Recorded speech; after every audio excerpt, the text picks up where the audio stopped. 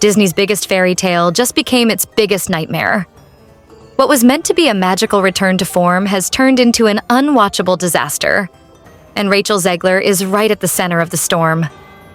The highly anticipated live-action Snow White has flopped so hard, it's making executives sweat, critics seethe, and fans furious. But this isn't just a movie gone wrong. It's a full-on meltdown, complete with viral backlash, box office carnage, and a star who seems to be unraveling right before our eyes. So what really happened behind the scenes? And why is Rachel Zegler getting dragged harder than anyone else in Hollywood right now?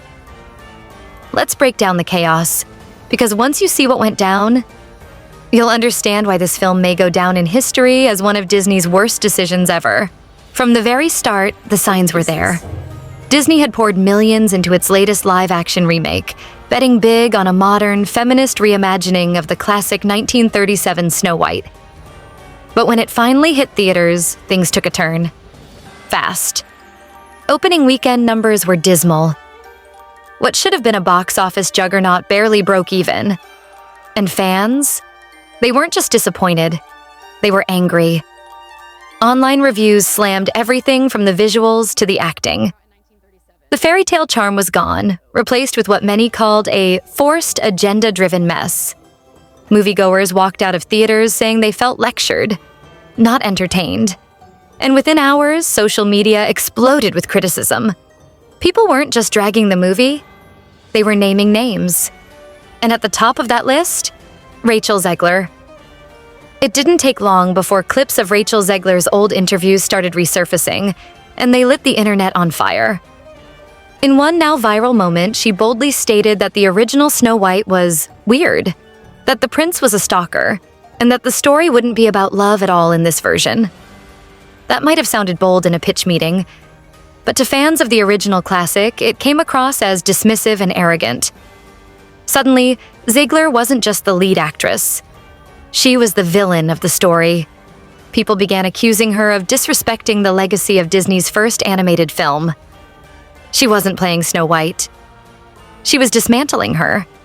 And in the eyes of many, she was doing it with an attitude that rubbed audiences the wrong way. Once the movie dropped, the fan reaction was brutal. Hashtags like Chart Not My Snow White and Fire Zegler began trending. YouTubers tore apart the movie frame by frame. Influencers called it a disaster. Even Disney loyalists said this felt like a betrayal of everything they loved growing up. Audience scores on Rotten Tomatoes and IMDb tanked. People weren't just disappointed. They were furious.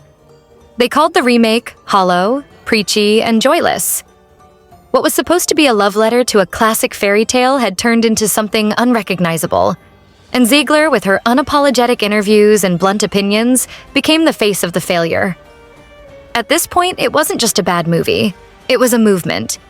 Against Disney, against Zegler, and against what people saw as Hollywood's obsession with rewriting classics in the worst way possible.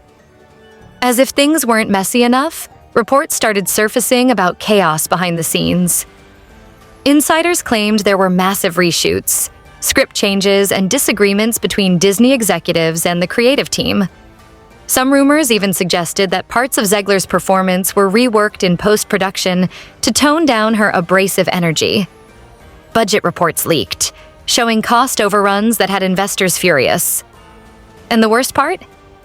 Disney reportedly tried to pivot the marketing strategy last minute, quietly reducing Zegler's presence in promotional materials. That only made things worse.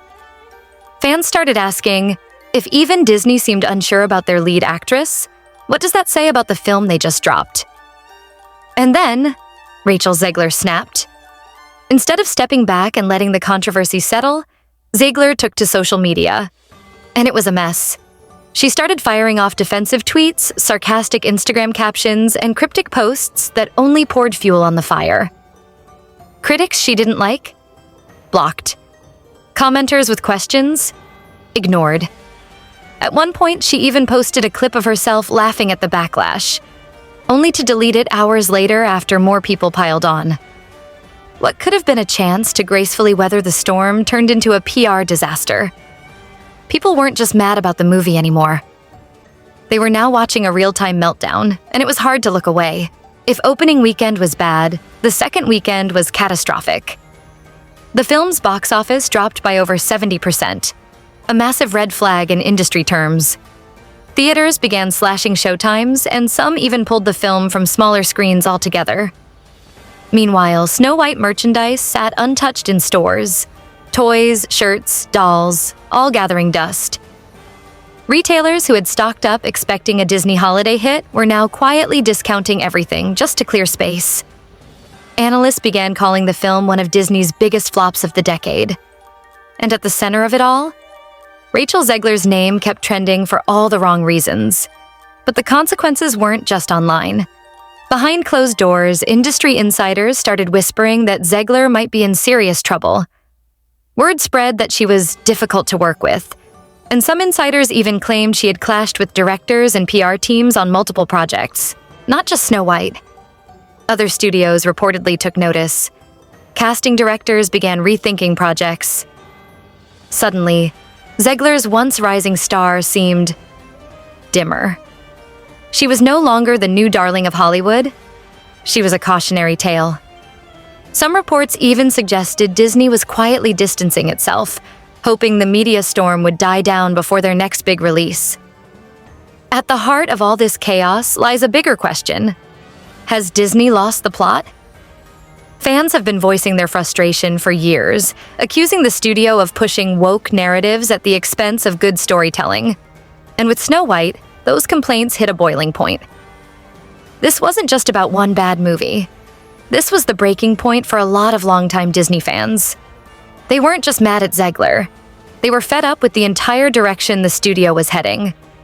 And if the financial and cultural backlash of this film is any sign, Disney may need to seriously rethink how it's reimagining its legacy. In the end, Snow White was supposed to be a dream come true, a modern fairy tale for a new generation.